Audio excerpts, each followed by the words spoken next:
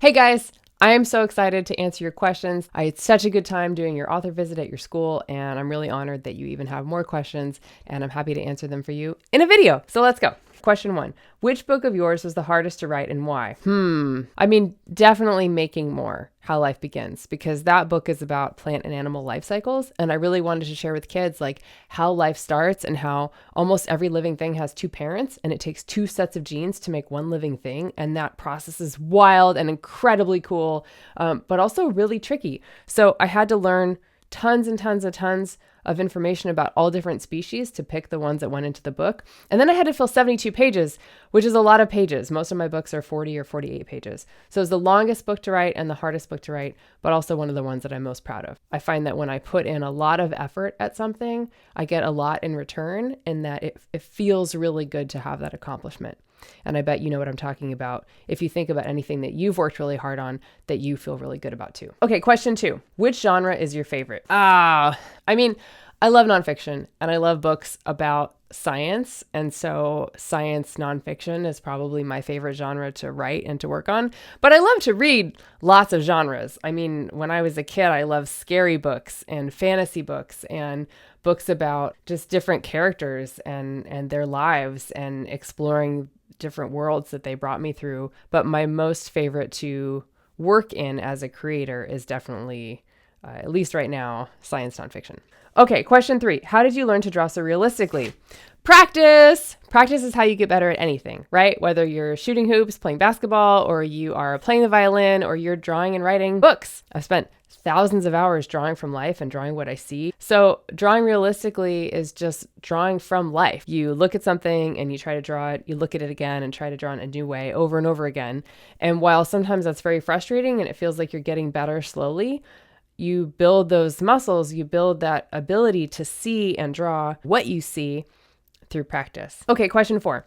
Do you know what the title of your new bear book will be? How do you choose titles? Oh, this is such a good question. Choosing titles is tough, and it's actually usually a group project. So I don't yet know what the title of my bear book will be because it is not complete yet. Usually what happens is that you have a project that you've been working on. You write the book, you draw the book, you turn in the book to your publisher, and then you and your editor and the team of people working at the publisher all think about what are the other books out there that are like yours? What are the titles that those already have? And then you need to make your title different. If I just called it Bears, there's probably lots of books called Bears. So we would be looking for a title that represents the content of the book, but is also different from other books published. So I don't know the title of the book yet because I haven't made the book yet, but it will have something to do with bears and salmon. Stay tuned. We'll see what it's called. I don't know either. Okay, question 5. Do you have a goal for how many books you'd like to write? Oh man, I don't think I do, and I don't think I've been asked that before. I want to respond to the things that I'm curious about and be able to share them openly and honestly with my readers. And so if that ends up being 25 books or 50 books, how lucky for me that I would get to do that 25 times or 50 times. I hope that I get to keep writing books, but I don't have a specific number. Question 6. Is there an animal that you would like to research and have not yet? Oh gosh, there's so many animals out there. Part of it for me is that I want to actually see the animal and have an experience in real life. So a book that was about an animal that was too hard to ever visit or was so remote or endangered that even the scientists that study it have a hard time seeing it, that's a book that I probably wouldn't pick to write because I want to have an experience, right? And also, you're asking me, is there an animal I would like to research and have not yet? I want to ask you, is there an animal that you would like to research and that have not yet? Because if there is, you have a library at your school that is amazing, and a librarian at your school that is amazing, and you can go research the animal that you're curious about and write something about that too. And then you and I can be authors together. I think that sounds like the best plan yet. Go do it. Question 7. What inspires you to write? I am so inspired by the natural world. I love taking walks. I love reading about science. I love learning about biology and behavior, of how life finds a way everywhere you look on this incredible, gorgeous planet. I take in that wonder and that curiosity that I feel and experience, and then channeling all of that into my next project. Question 8. Did you believe that you would make it as an author? No, I didn't. I wanted to, but I didn't know how that was going to work because there's no path. It's not like being a dentist or a lawyer where you go to school and then you go get that job. For being an artist or a creator or a musician or even an athlete, like there's a lot of trial and error and it's really tough. I think that the trick is to be resilient and to keep looking for opportunities and to keep practicing and saying yes and to things that interest you, and you will have a better chance of finding your way. Great question. Question 9. Do you ever get scared when you go research the animals? You seem so brave. Why, thank you. I don't feel that brave, to be really honest. I feel like I'm just so interested that I have to go do the thing. And I get scared. Like I'm pretty terrified of bears. I'm also pretty terrified of the little plane that you have to fly in to get to the bears, and then the camping like out with the bears, like it's just you in a tent. There's no fencing or anything like that. But no one's ever been hurt there before. So I look at the odds of being injured and I think about the reward of having that experience. Going out and seeing sharks, I was on a boat with researchers who were really savvy and they were really cautious. And as long as I stayed on the boat, I was going to be fine. So far, it's worked out great.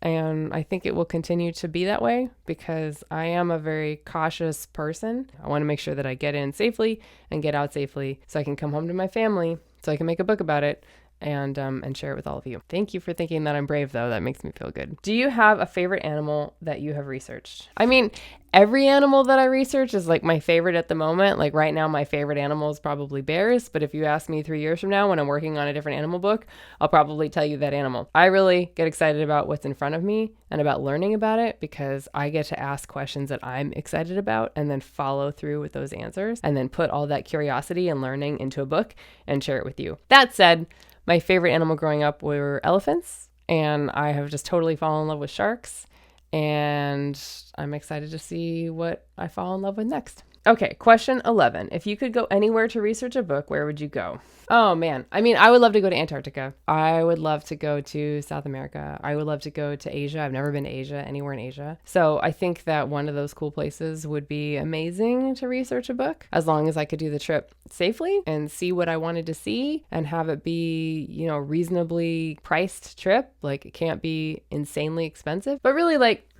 I don't know. The Earth is so cool. There's so many cool places. I'm sure that I would be happy with so many different kinds of trips. So we'll just have to see what happens next. Question 12. Do you like being an author? Yes, I love being an author. It's hard. I have to say immediately, I love it. And also it's so hard. But that's true with lots of careers, honestly. And if being an author is the thing that gets me out of bed every day and makes me excited to go to work and makes me excited to share with kids, then that means it's the right job for me. But it is tricky, and writing is hard, and sticking with it and getting it done is hard. But it just feels so good to hold that final book that it makes you want to do it again and again and again.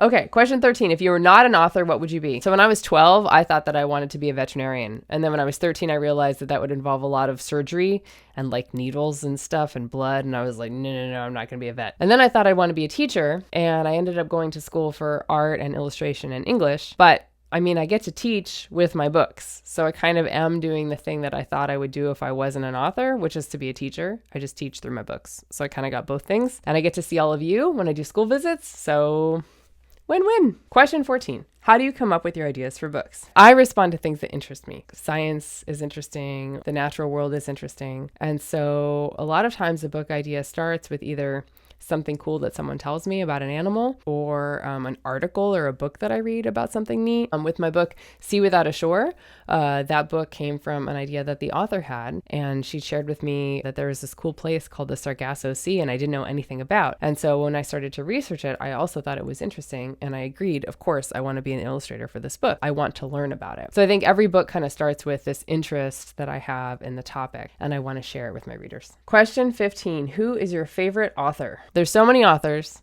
and I have lots of friends that are authors, so I can't really say which author friend is my favorite. As a kid, I really loved reading a lot of fiction, actually. There was this book called My Side of the Mountain that I was obsessed with. It was about a boy who lived on his own for a whole winter in the mountains, living off the forest, and he figured out how to do all this amazing stuff, and I just thought, oh my gosh, it would be so cool to have those skills and to be able to do that. Pretty much everything that I've always loved has had some sort of science component to it. My favorite fantasy as a kid was discovering an egg with a dragon that would be my best friend in my backyard. That still hasn't happened to me yet, but I haven't given up because maybe it could. We'll see. I guess we'll see. Question 16. What do you like to do on your own time? Oh man. Well, first of all, I love hanging out with my family. My kids are amazing. My husband's amazing. We spend lots and lots and lots of time together, afternoons and weekends, just like playing games and hiking and reading and watching movies. But I also love to draw and write stories in my spare time. I really like to make things, like making a shelf or making a jacket. So working with wood, working with cloth, and reading. I love reading. Reading is the best. I love spending some time before I fall asleep every night, reading whenever I can. All kinds of books go through my bedside table as I'm reading through different things that people recommend. Books are the best, and it's one of my favorite things to do. Question 17. Do you want to write fiction? I do want to write fiction. Fiction kind of scares me because what I like about nonfiction is you can take something real and then build the story out of the information. I feel like with fiction, you have to think opposite. You have to think what feelings are real, and then how do I build a world that supports those feelings in the characters so that it feels true. The feelings feel true, but the characters are the things that I'm sort of inventing. But I have joined a writing group full of really cool people, and I'm really excited to see where it takes me. It's kind of exciting and terrifying. Okay, last question. Question 18. Which book did you enjoy writing or illustrating the most? Every book is different. Every book is hard in its own way. Every book also has breakthroughs and you get to learn something new. So I learned so much from doing Neighborhood Sharks. I learned so much from doing How to Be an Elephant. I learned so much from doing The Fire of Stars and Making More and Sea Without a Shore, all of my books. What my favorite thing about them usually isn't the whole book itself as it exists, but almost like the experience of some part of it or some breakthrough that I had. I know from experience now that each book that I do that's ahead of me will have a favorite part, that I will learn something new, and then I get to collect all those things that I've learned and put them into the next project and then the next project. So it's always like each project, the best part of each project is paying itself forward, and that's exciting and motivates me to want to make the next book and share it with you. Thank you so much for all these questions. I hope this was fun and interesting to hear these answers. Keep reading, keep writing and drawing your own stories, and I hope to see you soon. Bye.